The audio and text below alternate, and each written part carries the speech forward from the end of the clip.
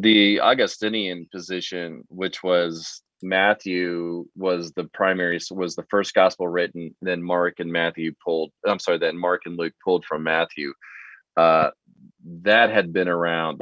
That's actually the official position of the Roman Catholic Church. That was the dominant view for Yeah. for over 1,000 years. Mm.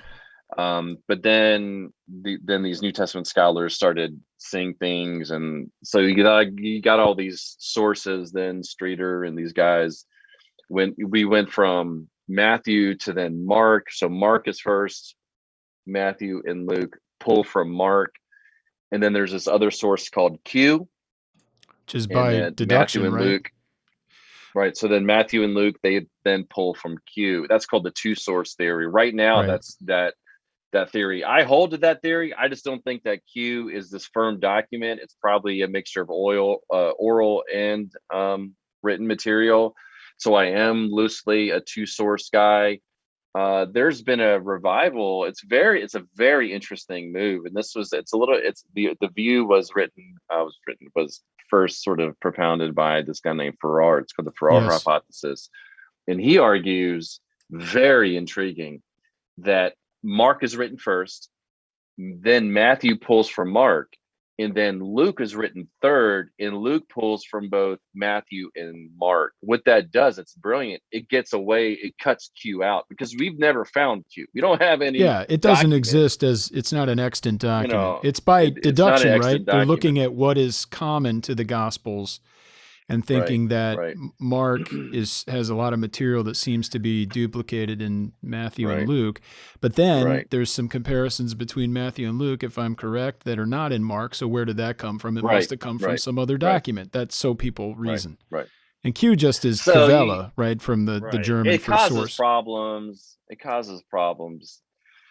So Francis Watson has recently really kind of tried to reinvigorate, and it's very interesting. So one of his arguments is that the church is canonical, is consciously canonical, and to start arguing about Q and this stuff, to bring that in, that's not a canonical document. So it's very intriguing. I'm like 59% into the two source, 41. That gives me 41% of Farrar's hypothesis. So Where can we read more about it's Farrar's just hard.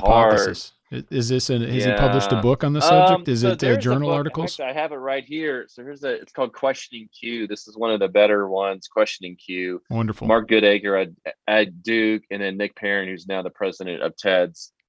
Yeah. They're all into Farrar, and it's very interesting. I think it's very persuasive. I'm not fully on board, Sure.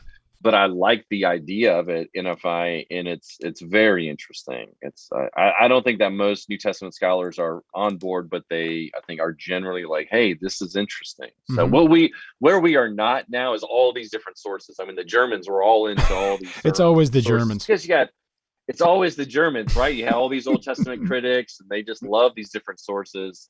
And so that bled right into the gospel studies. And so, we're really into narrative criticism. Everybody is into narrative criticism, redaction stuff and narrative criticism. But this is where I think I may be a little bit different from the current state. And that is the way that I read the Old Testament in these in these gospels and elsewhere, is that I ask, okay, I've got a quotation here, or I've got an allusion. I'm constantly asking, what difference does it make? Why is it here? What's it doing? What's it doing? See, if you're to read just your vanilla commentator, he or she is gonna say, oh, here's a quotation from Isaiah 6, and then maybe one or two lines about it, and then that's it.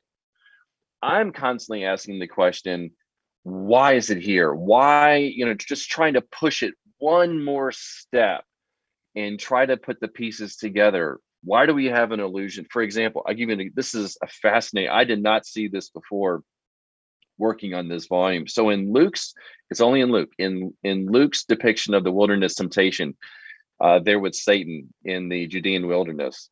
In the second temptation, when the devil asks Jesus, or he says, hey, he entices him, he says, hey, bow down to me.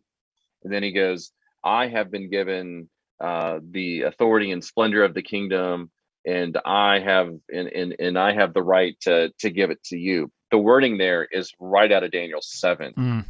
And it's the same. It's the only place in the Old Testament where all those words occur. It's in my mind, it's very clear. In fact, a couple commentators even say, "Wait a minute, there's something going on here with Daniel 7," and then that's just it. So I look at this and say, well, wait a minute. Well, why would Satan want to appeal to the Daniel 7 prophecy?